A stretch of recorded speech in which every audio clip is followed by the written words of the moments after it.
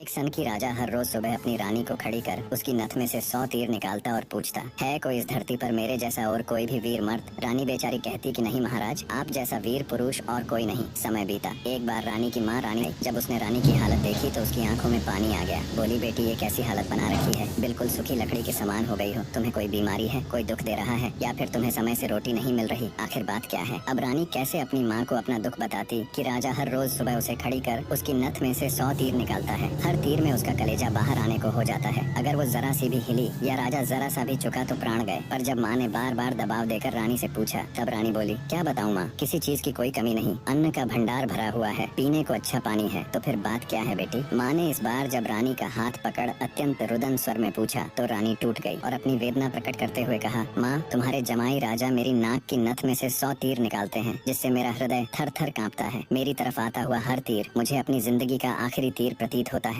यही बात मुझे हर समय अंदर ही अंदर खाई जाती है कि आज तेरा आखिरी दिन है, आज तेरा आखिरी दिन है। बस माँ, इसी चिंता के कारण कुछ भी खाना पीना मेरे हलक से नीचे नहीं उतरता। रानी की माँ ने हैरान होते हुए कहा, ये तुम क्या कह रही हो बेटी, ये कब हुआ? रानी बोली, माँ ये मत पूछो कब हुआ, ये पूछो कब नहीं हुआ। राजा हर रोज सुबह मुझे खड़ी करके सबसे पहले मेरी नथ में से 100 तीर निकालते हैं, उसके बाद ही अपना दिन शुरू करते हैं। बोली, कुछ बोलते भी हैं? रानी बोली, हाँ माँ, कहते हैं। है इस धरती पर मेरे जैसा कोई और मर्द? रानी की माँ कुछ सोचते हुए बोली, बेटी चिंता मत कर, कल वो जब ऐसा पूछे तो कह देना, दुनिया में मर्द बहुत, घर नहीं तो बाहर बहुत, घर से बाहर निकलो शेर को स्वा शेर बहुत। इतना कह रानी की माँ अपनी बेटी से विदाई ले अपने घर चली गई। अब रानी को इंतजार था तो बस अगली सुबह का। राजा ने सोती हुई रानी को हाथ पकड़कर उठाया और कहा, रानी आ जाओ, समय हो गया। रानी ने सोचा, हे भगवान, बस आज और बच जाऊं, फिर तो जो माँ कहकर गई थी वो बोल दूंगी। और उठकर बाग में जाकर आंख बंद करके अपनी नथ पकड़कर खड़ी हो गई। राजा ने रोज की तरह एक के बाद एक 100 तीर रानी की नथ में से निकाले। तीर निकाल राजा बोला, बोल रानी, है दुनिया में मेरे जैसा कोई और शूरवीर मर्द? रानी हिम्मत जुटा बोली, महाराज, दुनिया में शूरवीर मर्द बहुत, घर नहीं तो बाहर बहुत। आप बाहर निकल के देखो, शेर को सवा शेर बहुत। राजा हैरान होते हुए बोला, ठीक है रानी, अगर यही बात है तो कुछ खाने का सामान दो, मैं जा रहा हूँ बाहर शूरवीर मर्द देखने, मैं भी तो देखूं है कोई मुझसे ज्यादा शूरवीर मर्द इस दुनिया में। थोड़ा बहुत खाने पीने का सामान ले राजा निकल पड़ा। चलते चलते एक कच्चे रास्ते पर हो लिया। थोड़ी दूर ही चला तो आगे देखा, एक आदमी रास्ते के किनारे पर लेटा ऊपर की तरफ एकटक देख रहा है। राजा को बड़ा कौतूहल हुआ। ऊपर की तरफ देखा तो उसे सिवाय सूर्य की तेज किरणों के कुछ दिखाई नहीं दिया। गया जिज्ञासावश उसके पास और पूछा, क्यों भाई, ऊपर क्या देख रहे हो?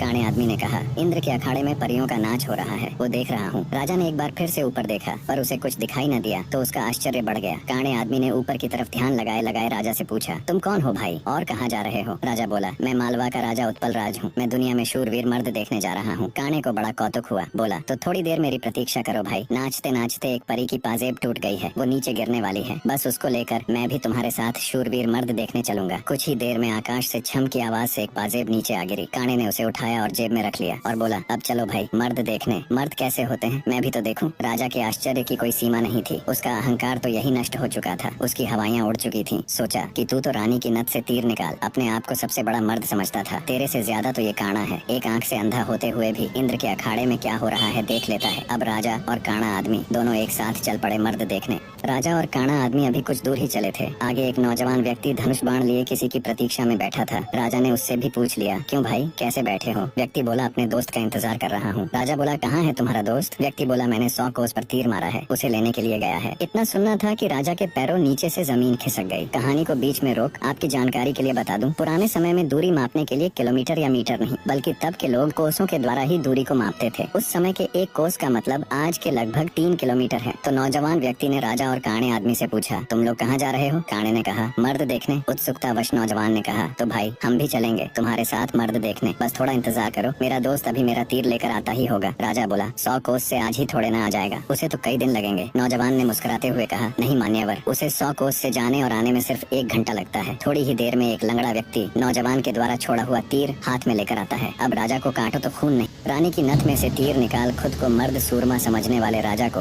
अब एक से एक बड़े सूरमा टकरा रहे थे। वो जिस बिल में हाथ डाल रहा था वहीं से सांप फुफकारते हुए निकल रहे थे। एक काणा आदमी जो एक आंख ना होते हुए भी इंद्र के अखाड़े में परियों का नाच देख रहा है। एक युवा पराक्रमी नौजवान 100 कोस तक तीर मार रहा है। एक अपाहिज लंगड़ा आदमी 100 कोस की दूरी सिर्फ 1 घंटे में नाप देता है। बोझिल कदमों के साथ राजा अब उन तीनों के साथ आगे चल पड़ता है। चलते चलते वे एक नगर में पहुँचे जहाँ एक राजा की लड़की का स्वयंवर चल रहा था। स्वयंवर की शर्त थी कि जो व्यक्ति 50 कोस से 2 घंटे में हंसता पान बोल सुपारी ला देगा उसी के साथ रानी का विवाह कर दिया जाएगा। चारों में से लंगड़ा ही इस काबिल था जो कोसों की दूरी मिनटों के हिसाब से तय कर सकता था। अंततः चारों की सलाह पर लंगड़ा व्यक्ति स्वयंवर की शर्त पूरी करने के लिए तैयार हो गया और शर्त अनुसार हंसता पान बोल सुपारी लाने के लिए चल पड़ा।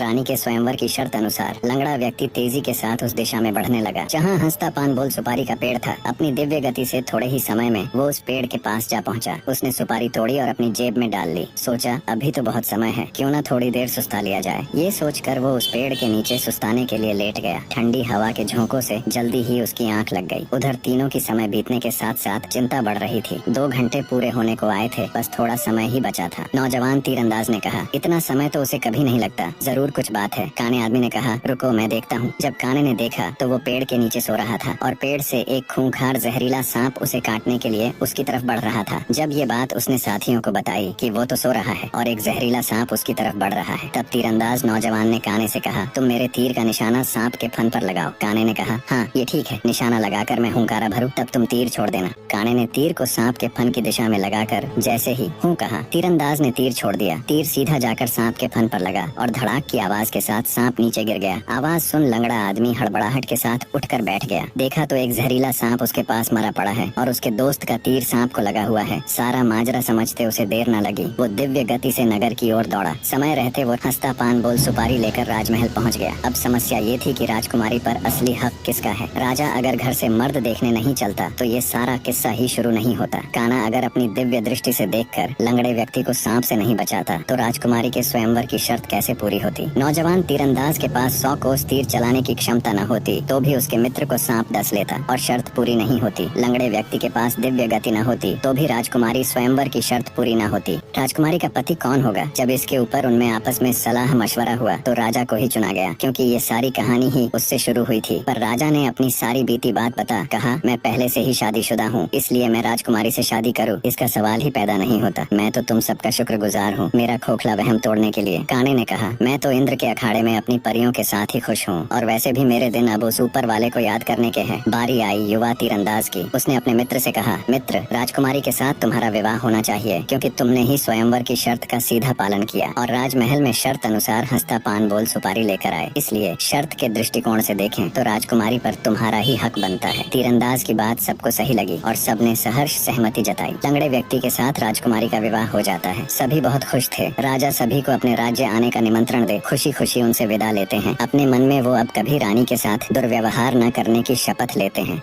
निष्कर्ष, वास्तविक वीरता केवल बाहरी शक्तियों में नहीं बल्कि आंतरिक विनम्रता, संयम और दूसरों की महत्ता को समझने में होती है। राजा उत्पल राज्य ने स्वयं को सबसे बड़ा शूरवीर माना और अपने अहंकार में अंधा हो गया था। वह अपनी रानी पर अत्याचार कर अपनी वीरता का प्रदर्शन करता था, परंतु वास्तव में वह अपने भीतर की हीन भावना और असुरक्षा को छिपा रहा था। अपनी यात्रा के दौरान राजा की ऐसे व्यक्तियों से मुलाकात होती है जिनकी क्षमताएं उससे कहीं अधिक होती हैं। उस एक आंख वाले व्यक्ति का दिव्य दृष्टि से इंद्रलोक का नृत्य देख पाना, उस युवा तीरंदाज का 100 कोस दूर तक तीर मारना और अपाहिज व्यक्ति का अद्वितीय वेग से दूरी तय करना, ये सभी घटनाएं राजा को यह समझाती हैं कि यह संसार अप्रतिम और असीम क्षमताओं का भंडार है। हर व्यक्ति में कुछ न कुछ विशिष्टता होती है और किसी को भी स्वयं से निम्न समझना उसके प्रति अन्याय है। अंततः सच्ची